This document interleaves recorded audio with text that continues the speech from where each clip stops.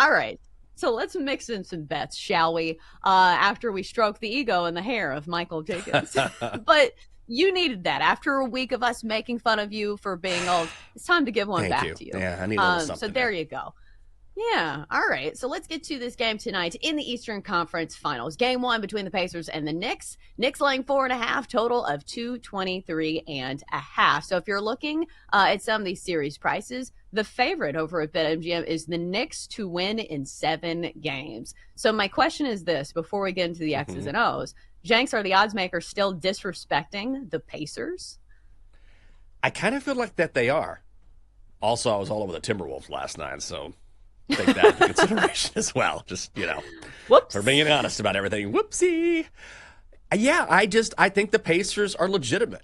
And I don't know if it's I think part of it is, look, I know we keep touching on it, but market size matters. And there is a glitz and a glamour to seeing the New York Knicks at Madison Square Garden when you have Jason Sudeikis, or you have Tracy Morgan, or what's his name? The French beautiful Timothy Chalamet, or Kylie Jenner, or whoever it is. Like, there's star power. It's been 25 years. It's a massive market. It's the world's most famous arena. You have a stud like Jalen Brunson performing in the clutch. Like, there is so much to that it's easy to get caught up in the Knicks hype. And it's exciting for me, just as a basketball fan. I'm not even a Knicks guy. And then you're like, what about Indiana? Yes. What about Indiana? What about the Pacers, though? They play in Indianapolis at Gainbridge Fieldhouse. A field house. Gainbridge is an annuity company. There's nothing less sexy than that. And yet, here they are, continually disrespected.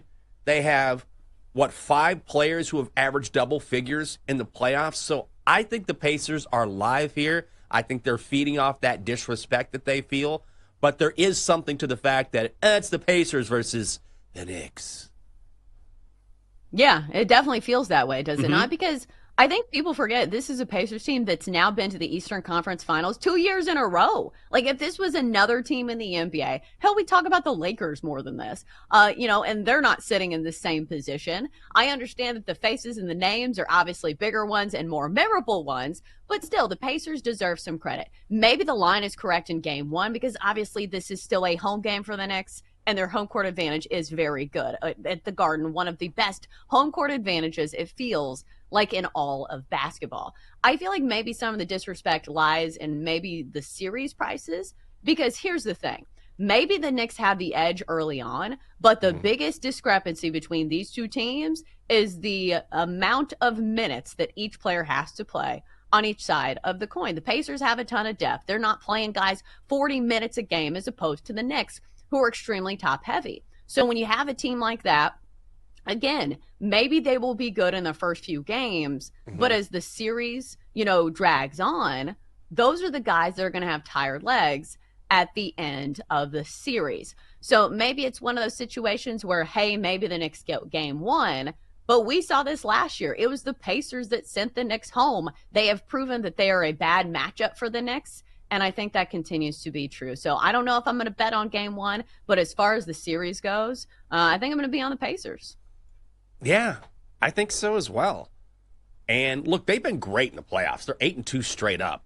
They've covered 8 of their last 11 overall. So when you're talking about a team that has been winning outright, then, covering, they've absolutely been getting that done. And also, one thing that they do really well is they have great perimeter defense. They held the Cavaliers to 30% from long range. And so if you have a guy like Jalen Brunson, for example, who likes to fire it up from deep, I think the Pacers can extend that defense, and it makes them really effective. And also, this will be a contrast in styles because we know the Pacers like to run, and whereas the Knicks played a much slower pace. I believe the Knicks during the regular season played at the 26th quickest pace. The Pacers played at the 3rd quickest pace. So who will control the tempo here? I think the Pacers, because of their depth, have the advantage there. So I'm going to grab the points tonight with Indiana. Yeah. One other note, if you're looking for proof that the Pacers have been disrespected, they have a winning record as underdogs this year. They're 20-18 as dogs, straight up. And meanwhile, to converse that with whatever the Knicks are doing, they're 9-15 as underdogs this year. So like one of these teams is undervalued and one of these teams might be a touch overvalued. Let me ask you this. If the Pacers came out of the same situation as the Knicks did, where Jason Tatum got hurt, don't you think that like the arguments would be louder saying, hey, the Pacers only got there because Jason Tatum got hurt? Because I feel like we aren't really hearing that with the Knicks, and it's not a fair argument. I feel like the Knicks would have won despite Jason Tatum, like even if he did play. But it just feels like one of those teams that no matter how good they are and how great they look, people just don't want to give them credit.